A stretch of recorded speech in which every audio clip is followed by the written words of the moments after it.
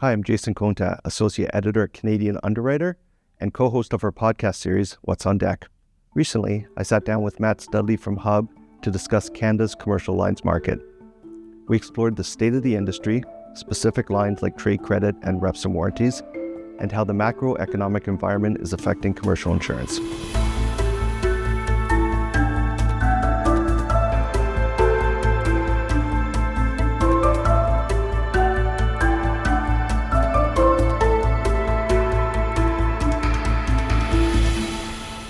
This episode is sponsored by AM Best.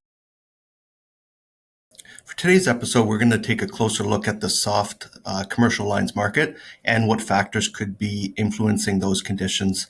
We're also going to focus on some different lines of business to see what's happening there. So, as we know, Matt, there's certain lines like D&O and cyber are in a soft market. And so I was wondering if you could sort of share what you think would temper the soft market in commercial lines.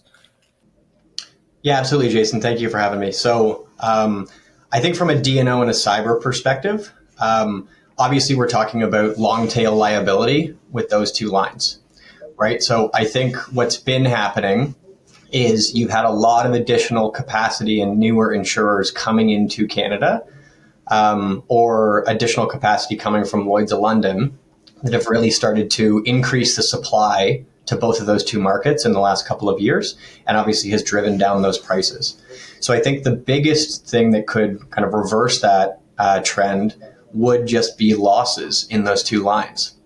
And I think if some of those insurers who don't have as well established of a Canadian book of business in those two lines were to feel a little bit of the pain of losses, ultimately they could reconsider some of their strategy.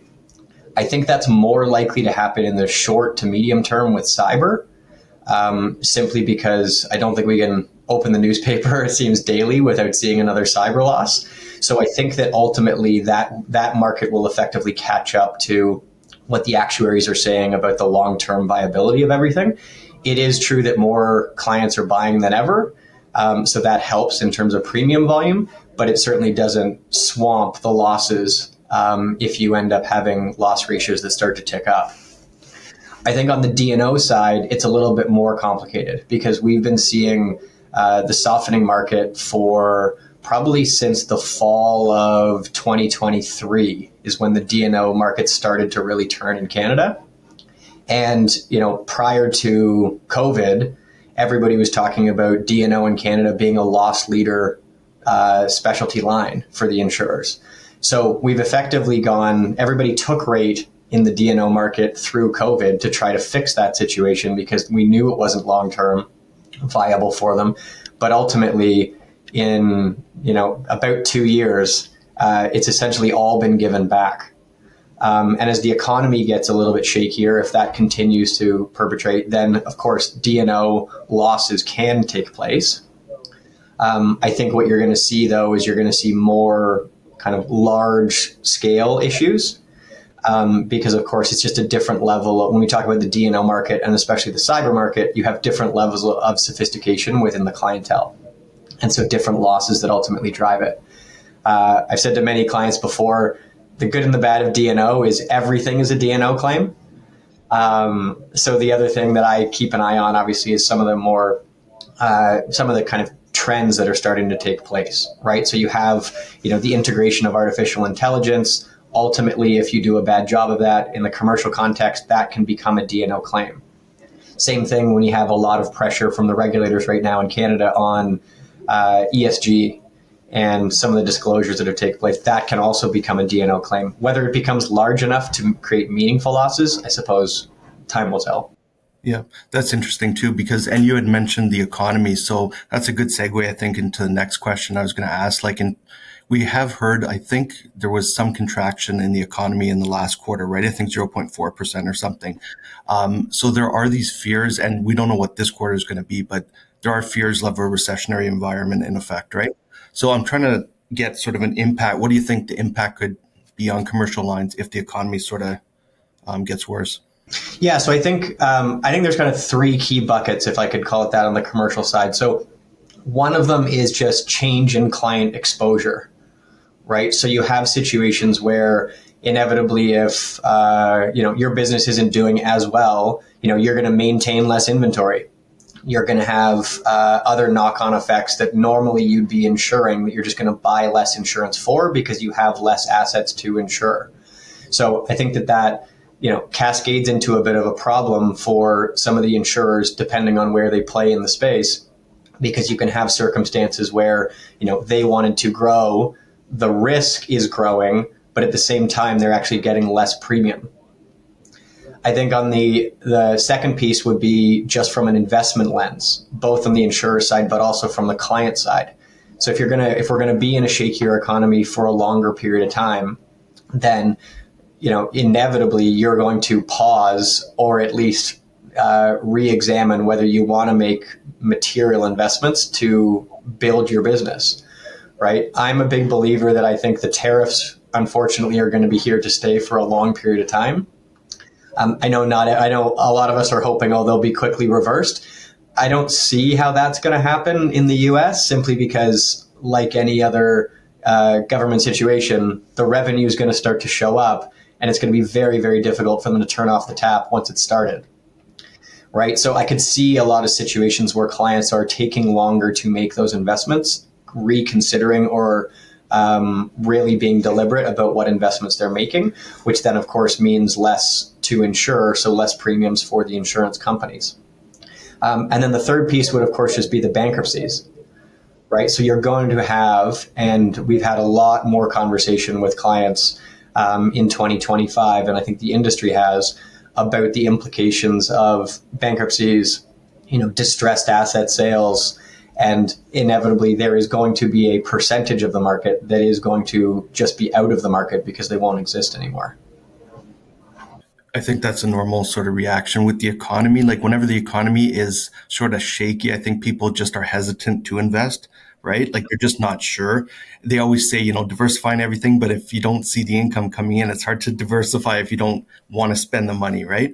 Yeah. And I think that's been the biggest impact probably of the tariffs that I've seen, is just the massive uncertainty it's created for businesses, right? And so, in some ways, as much as painful as it would have been just to have the tariffs hit on everything, when Trump came into office, I think some businesses would have had an easier time managing that.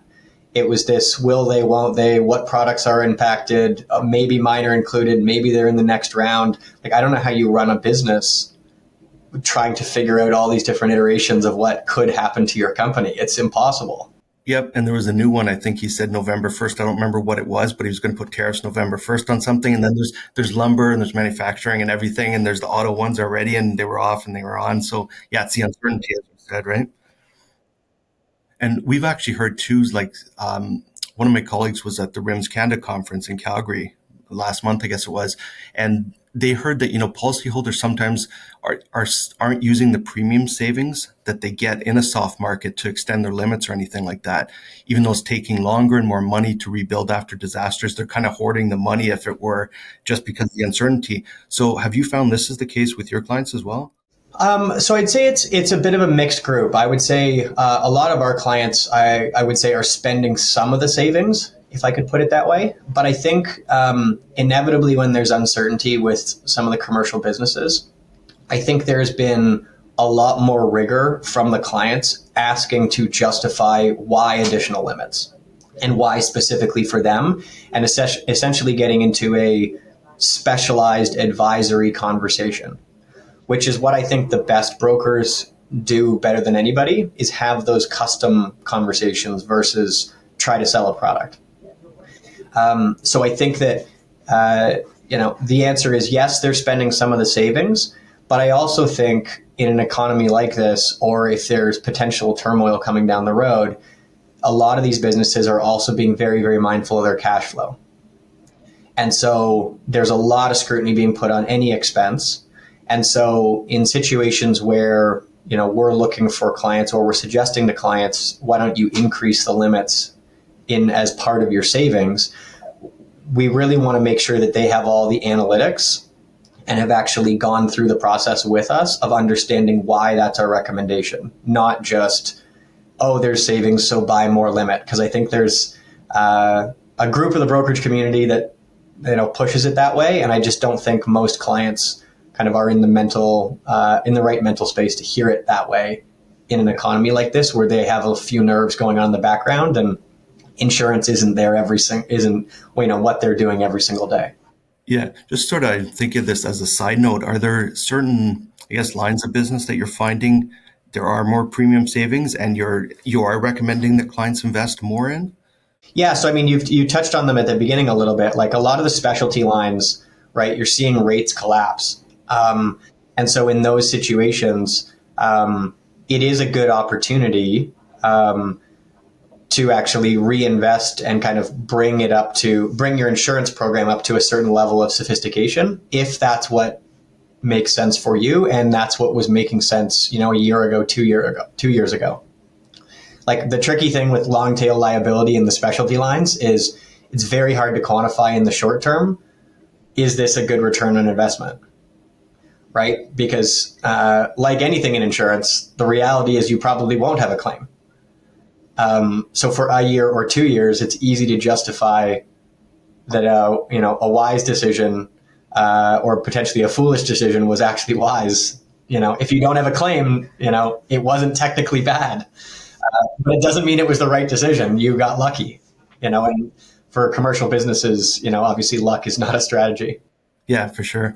Now I'm thinking sort of if we shift gears a bit, like in terms of specific markets, like for example, like trade credit insurance, maybe you can give us a bit of overview of what you see happening in that space.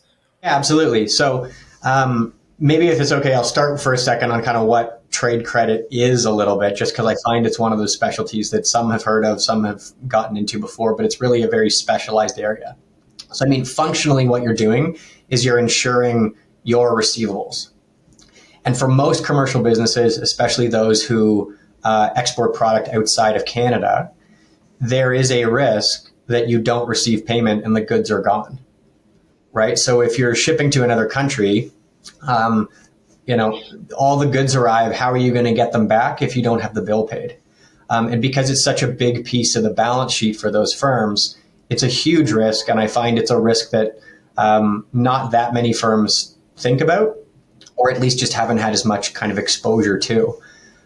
So we've seen a huge increase in the number of clients who are wanting to talk about trade credit and the number of prospects that are wanting to talk about it, just to understand what it is and how they can kind of strategically use it. Because it's one piece ensuring your receivables, but also for those customers who have, most of them have credit lines with the banks, they have lending facilities. If you start to insure some of your receivables, it's often you can go to that existing lender and say, can I get more access to this capital that you already offered me? Because now I've insured one of the assets on my balance sheet.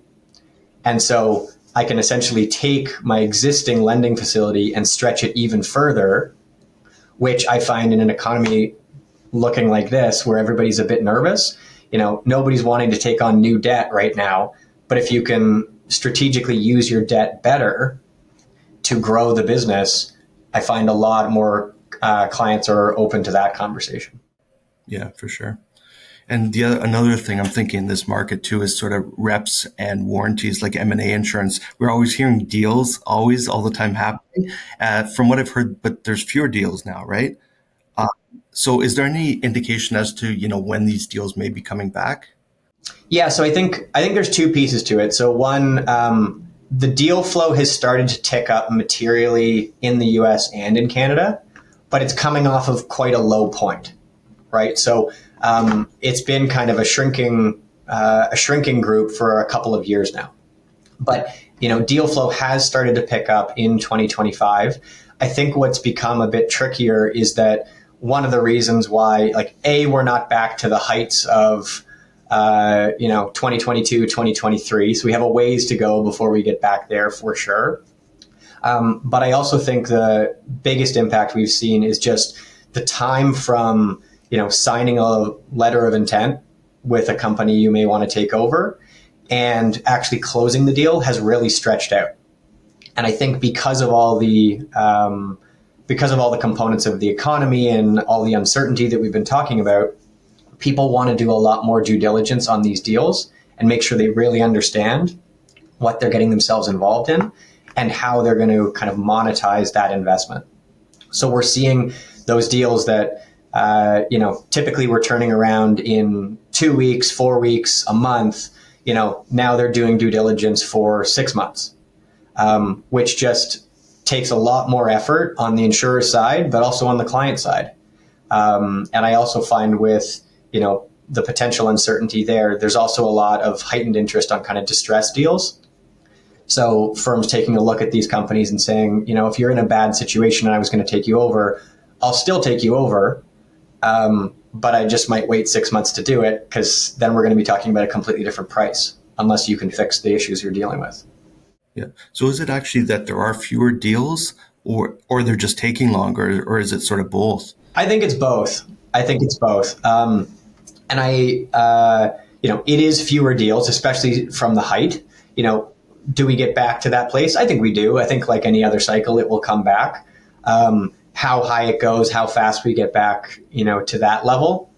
That was an extreme, a couple of years ago, which you have to kind of play the cyclicality, so to speak, and make sure clients understand the cyclical nature of it. I think the positive side of it for clients who are in like the M&A market and are examining it, especially with reps and warranties, is you don't have as much competition for the insurance deals. So insurers are hungry for them because they're not seeing deal after deal after deal, multiple times a week. And, the downside of a couple of years ago where there was so much deal flow is if you were a smaller M&A opportunity, it could be harder to get an underwriter to look at it quickly because they're prioritizing bigger deals over yours. That wraps up today's episode sponsored by AM Best. We hope you enjoyed the discussion. Thanks for tuning in, and we'll see you next time on What's on Deck.